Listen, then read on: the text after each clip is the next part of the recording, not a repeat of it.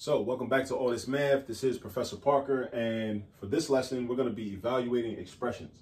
Now, before I start the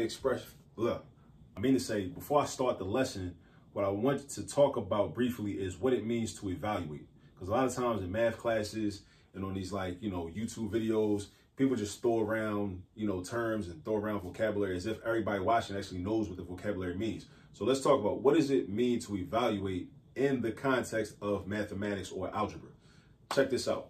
When you evaluate an expression, you basically find the variable in the expression, and you're going to replace that variable with a number, with another variable, or with another expression. Usually you're going to replace it with a number, like we're about to do in this example right here.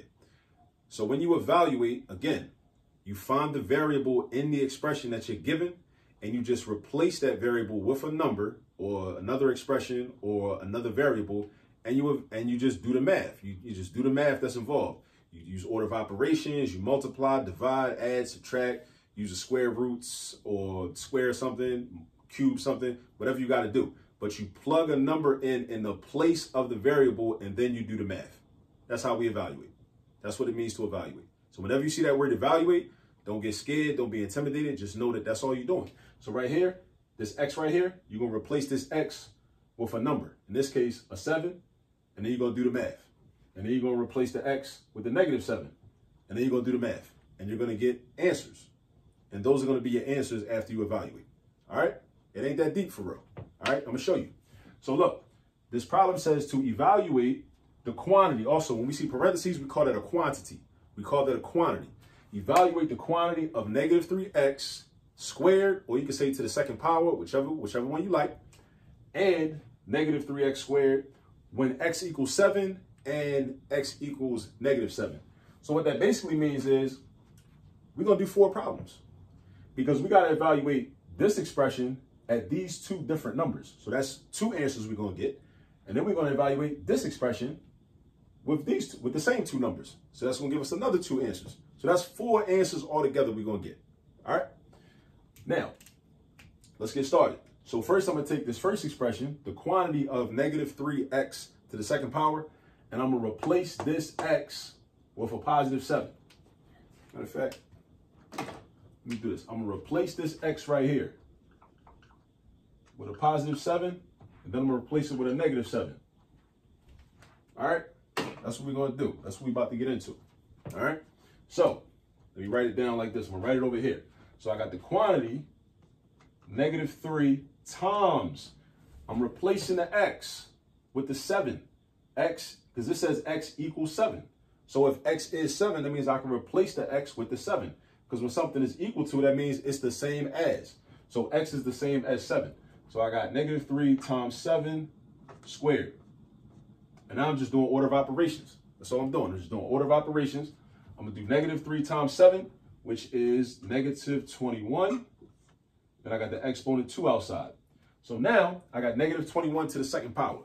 -21 to the second power. Many, many years ago, I memorized all the perfect squares from 1 times 1 up to 25 times 25. I did that back in 7th grade. I remember that. That was one of the best things I ever did for myself because whenever I see an expression like this, I already know off the top what the product is. So -21 times -21 is +441. Now, you might be wondering, why is it positive? Because whenever you multiply a negative times a negative, your product is always positive. Now, how do I know I'm multiplying a negative times a negative? Because this exponent means I'm multiplying this number times itself. It's the same number. So that means that this really is -21 times another -21. Negative times a negative is always going to be a positive. So I get +441. So that's my answer when I evaluate the quantity -3x squared when x equals 7. Now we're about to throw the -7 in there. So now I'm going to write it again. -3 times -7 squared. Now do my order of operations. -3 times -7 is going to give me +21 because a negative times a negative. Unlike up here, negative times a positive. So I got a 21, got the exponent 2. Again, 21 squared is going to give me 441. Now, you might be wondering, like, how we get the same answer? How that happen?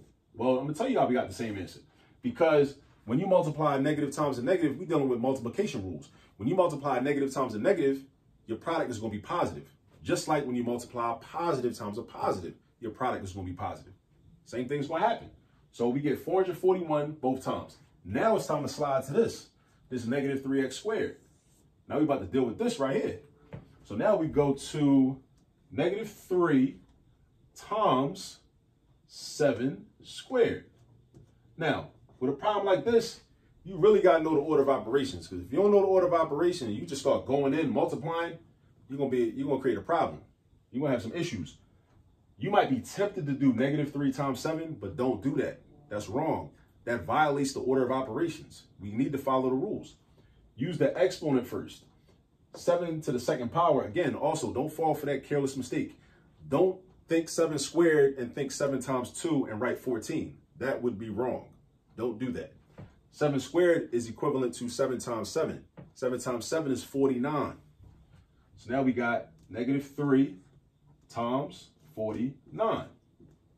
Now we got to do multiplication. Now I could do this mentally using what we call the distributive property, meaning I break 49 down into a happy number, like the happy river in ancient Kemet, right? In ancient Africa. I break 49 down into 40. I call it a happy number because it ends in 0. It makes the math easier. And we're happy when the math is easier, right? So I got 40 and I got 9 because 40 plus 9 is 49. You do 3 times 40, that's 120. You do 3 times 9, that's 27. Then you add 120 and 27. 120 plus 27 is 147. Now, next question is, should this product be positive or negative? It should be negative because we're multiplying a negative by a positive. So this is going to be negative 147. So I got I'm 3 answers in. I got one more answer to get. So I'm going to use this expression again, and I'm going to plug in negative 7 this time. So now I got negative 3 times. Now, because this negative 7 is a negative, and I got a variable and an exponent, I want to keep everything neat. So I'm going to put the negative 7 in its own parentheses because I want to keep everything neat. So I'm going to so when there's an exponent involved and a negative base, right? That's called a base. So the base is the big number when you're dealing with an exponent. That's the exponent, that's the base. 7 is the base, 2 is the exponent, right? We want to keep everything neat and organized, so we want to put the negative 7 inside its own parentheses. So we're going to do negative 7 squared. All right? Now, we still doing order of operations. All right? So I'm still going to deal with the exponent first. So I got negative 7 squared, which is positive 49. Positive 49, not negative. So I got negative 3 times positive 49, which is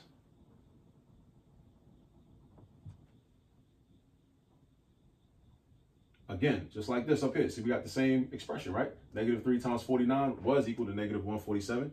Negative 3 times 49 is still equal to negative 147. All right, and that's our 4 answers. So I just taught you how to evaluate, okay? So hopefully that made sense. If anything didn't make sense, this is the beauty of the technology. You can rewind, run it back. You can run it back from the top. Rewind any parts you know you need to look at again. And I've showed you how to do it, but the way you really learn it is by going in and practicing on your own. You got to put that time in. You got to put that time. You got to do that work. All right. So go get some practice, and I'll see you on the next video. Peace.